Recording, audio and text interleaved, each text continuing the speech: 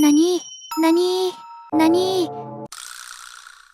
先日、ガーテンオブバンバン1に大型アップデートが行われました。主な追加要素は、ジャンボ女子のミニゲーム、バンバンたちのコレクションぬいぐるみ、ポピラバードのジャンプスケアの変更、新たな実績の追加、その中でも一番の目玉となったのが、ナニーの登場です。さらに、一定の条件を満たすことで、これまでとは異なるシークレットエンディングへ到達できるようになりました。今回のナニーの追加によって、これまで謎に包まれていた幼稚園の秘密が明らかになるどころか、さらに謎を深める結果となってしまいました。しかし、調査を進めていく中で、これまで情報の少なかったナニーについて、興味深い事実が次々と見つかりました。巨大化したナニーは、一体何者なのか。今回の動画では、大型アップデートで登場した巨大なナニーについて、詳しく解説、考察していきたいと思います。ナニー。この巨大化したナニーとは、ぬいぐるみをすべて集め、食堂の通気口に隠されたメモを見つけることで遭遇できます。条件を満たすと、ナニーおなじみのジャンプスケアが発生。そして気がつくと、主人公はノイズに包まれた、精神世界のようなバンバン幼稚園のスタート地点へ移動しています。ここで驚かされるのが、これまでのナニーとは全く異なる姿です。体はなく、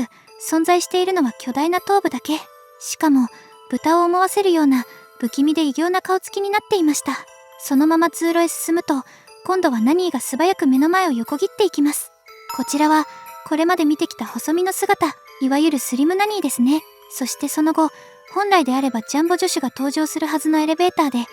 再び巨大化したナニーが姿を現します。ナニーは、主人公が集めたぬいぐるみを次々と食べていきます。ところが、キャプテンフィドルズのぬいぐるみを前にした瞬間、突然動きが止まり、姿がバグったように崩れてしまいました。そして、不気味な目玉だけの状態となり、主人公へ語りかけます。その顔には見覚えがある。この先には、長い旅が待っている。探索そのものが罠に変わる前に引き返せ。奈落には手を触れるな。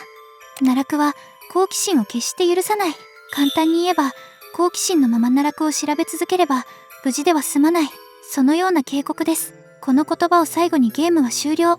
つまり、これが今回追加されたシークレットエンディングということになります。一方、ナニーに遭遇しないままエレベーターへ降りた場合は、これまで通りジャンボ女子が登場し、主人公が襲われる通常エンディングへ進みます。では、今回追加されたナニーは、一体何を意味しているのでしょうか。ここからは、順を追って確認していきましょう。巨大化した姿。まず気になるのが、今回登場した2つの姿のナニーです。ナニーはガーテンオブバンバン6で初登場して以降、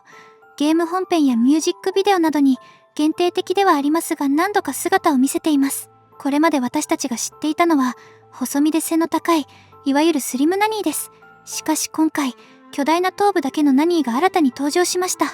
2つの姿が同じ空間に現れたことから、別々の個体ではないかと考えることもできます。ところが、公式アーティストであるジェラルド氏の X への投稿から、この巨大な姿がヘリッシュナニーであることが判明しました。つまり、別個体ではありません。バンバンやナブナブと同じように、ナニーにも通常の姿と異形化した姿が存在していたということです。これまでに確認されている異形化には、主に3つのパターンがあります。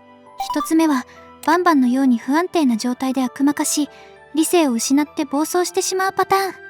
つ目は、フランボのように悪魔化への高い耐性を持ち、その力を自分でコントロールできるパターン。そして3つ目が、ナブナブのパターンです。ナブナブは、バンバンに使用されたものと同じ改良ジバニウム溶液を取り込んだことで、モンスターのような異形の姿へ変化しました。現時点では元の姿へ戻れないのか、そのまま異形化した状態が続いています。この改良ジバニウム溶液は非常に強力ですが、その一方で知能の低下を伴います。そのため、暴走や制御不能といった重大な問題が発生してしまいます。では、ナニーはどのパターンなのでしょうか。今回のナニーは、通常の細身の姿とヘリッシュナニーの姿の両方で登場しています。さらに、ヘリッシュ状態と思われる姿になっても言葉を理解し、主人公へ明確な警告を行っていました。少なくとも、完全に理性を失って暴走するバンバンとは異なります。そのため、ナニーはフランボに近い、悪魔化しても知性を維持できる状態なのかもしれません。ヘリッシュ状態でありながら言語を理解しているなら、ナニーが悪魔化への高い耐性や適合性を持っている可能性を示しています。ここで、一つの違和感が生まれます。もし、ナニーのヘリッシュ化がバンバンたちと同じ改良ジバニウム溶液によるものだったとしたら、ナニーはいつその処置を受けたのでしょうか。なぜならこの改良溶液はケース6である初期バンバンに使用された時点で二度と使えないよう封印されているからです。ガーテン・オブ・バンバンゼロでは悪魔化への耐性を持つフランボが作られています。しかしナニーにもフランボに近い耐性があると仮定した場合、ナニーの計画や処置は少なくともケース6以前、あるいは改良ジバニウム溶液が完全に封印される前に行われていた可能性があります。つまりナニーは比較的早い段階で計画され作られた実験体なのかもしれません。ウバという存在、ナニーが実験体であるならば、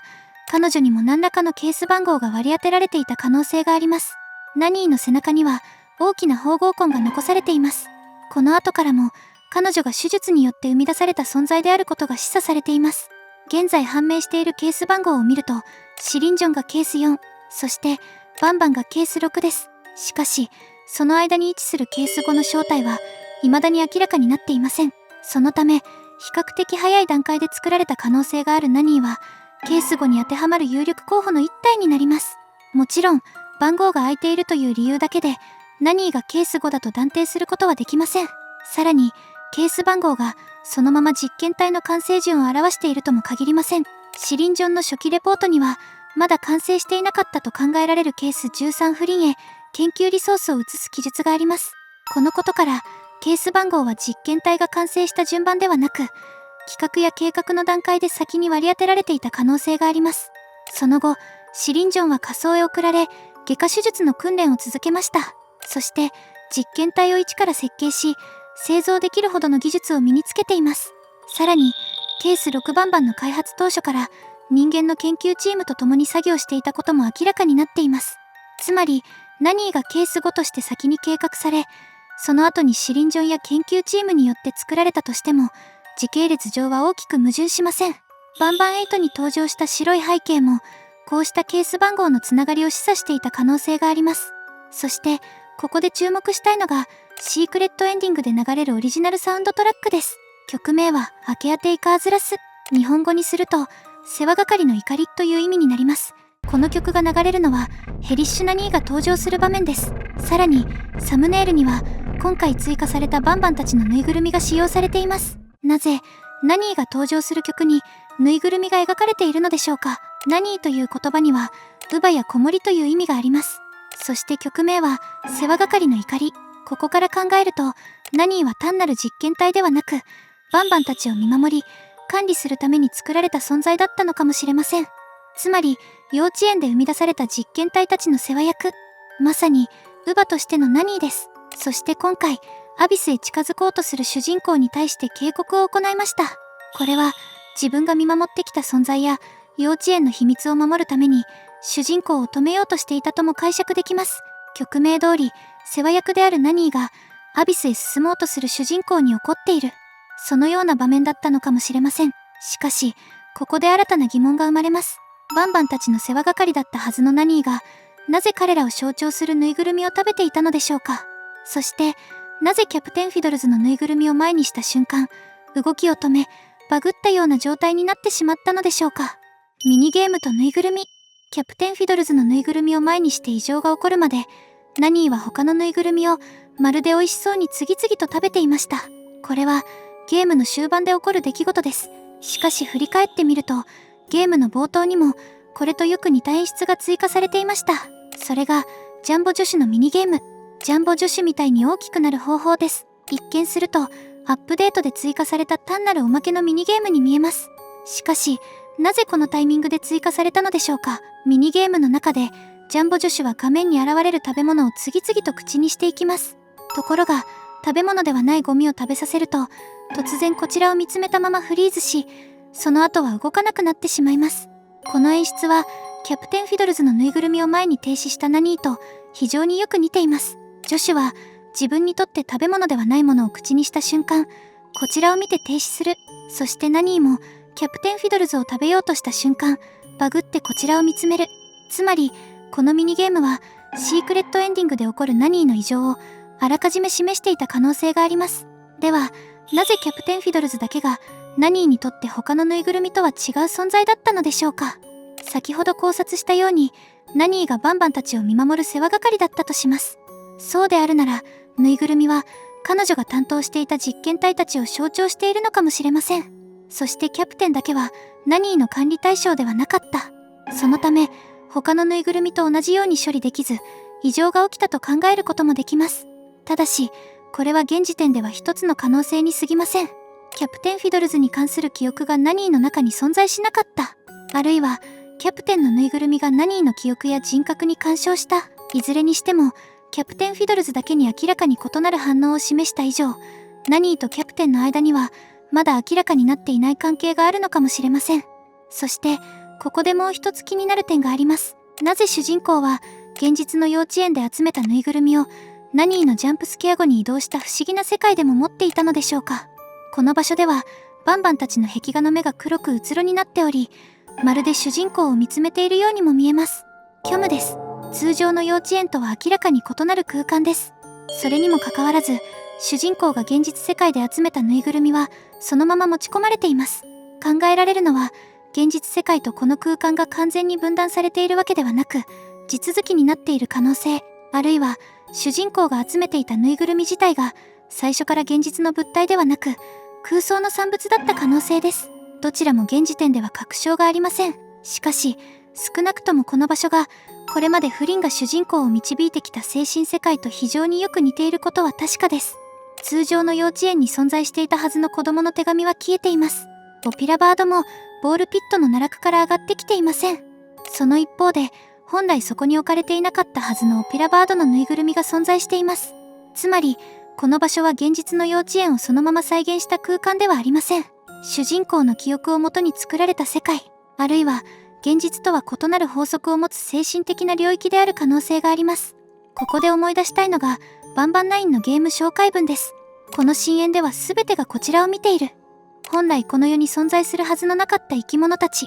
今回の空間でも、壁画のキャラクターたちは主人公を見つめています。そして、本来の幼稚園には存在しなかったぬいぐるみが置かれています。この一致は偶然なのでしょうか。さらに、ナニーは最後に主人公へ引き返せと警告しました。ゲーム中で、これまでにも主人公へ同じような警告を行っていた存在がいます。それがフリンです。フリンはこれ以上先へ進まないよう警告してきました。そして今回のナニーも主人公を止めています。この共通点を考えると、精神世界とアビスには、何らかのつながりが存在する可能性が高いでしょう。精神世界とアビスの関係については、過去の動画でも詳しく考察していますので、興味があればぜひご覧ください。見覚えがある顔。そして今回、ようやく主人公についても、新たな情報が出てきました。ナニーは主人公に対して、